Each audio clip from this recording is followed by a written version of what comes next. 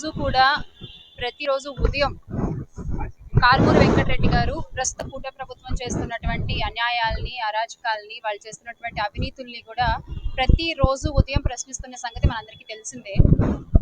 అందులో భాగంగానే ప్రశ్నించే వాళ్ళని అరెస్టు చేస్తున్నట్టుగానే ఈ రోజు ఉదయం కారుమూరి వెంకటరెడ్డి అన్నకి తాడిపత్రి పోలీసులు అంటూ చెప్పి వచ్చి సివిల్ డ్రెస్ లో వచ్చి ఉదయం 7:30కి వాళ్ళ ఇంటి నుంచి అన్నని తీసుకెళ్ళడం జరిగింది.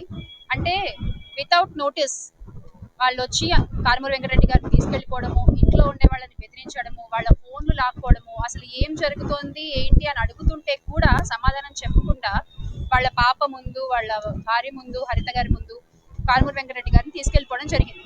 సో అంటే ఇది ఏం చెప్పాలనుకుంటున్నారు నాకు అర్థం కాని విషయం ఇక్కడ. ఎందుకంటే నిజంగా కనుక మీరు అరెస్ట్ చేయాలనుకుంటే మీరు ముందు ఒక సిఆర్పిసి నోటీస్ వాటివన్నీ ఇవ్వాలి. ఇచ్చి ఆయన మీకు సపోర్ట్ చేయకపోతే, మీకు విచారణకి రావడానికి ఆయన సపోర్ట్ చేయకపోతే అప్పుడు మీరు వచ్చి అరెస్ట్ చేయాలి. అంతేగాని మీ ఇష్టం వచ్చినట్టుగా ఎఫ్ఐఆర్ ఫైల్ అయిందేమో నిన్న సాయంత్రం 7:20 చిల్లరకు అలా ఎఫ్ఐఆర్ ఫైల్ అయింది. మరి తాడిపత్రి నుంచి పోలీసులు వచ్చాము అంటే వీళ్ళకి ముందే తెలుసా ఎఫ్ఐఆర్ ఫైల్ అవుతుందని? సో రెడీగా ఉన్నారా కార్లు వేసుకుని వెళ్ళిపోవడానికి? తాడిపత్రి నుంచి ఇక్కడికి రావడానికే చాలాసేపు పడుతుంది కదా. ఉదయం 7 గంటల 7:30 కిందకు వచ్చి సెక్యూరిటీ దగ్గర నుంచి వీళ్ళకి ఫోన్లు చేసి, అంటే ఇదంతా ముందు ప్రీ ప్లాన్ అనే విషయం ఇక్కడ మనం అర్థం చేసుకోవచ్చు అనమాట.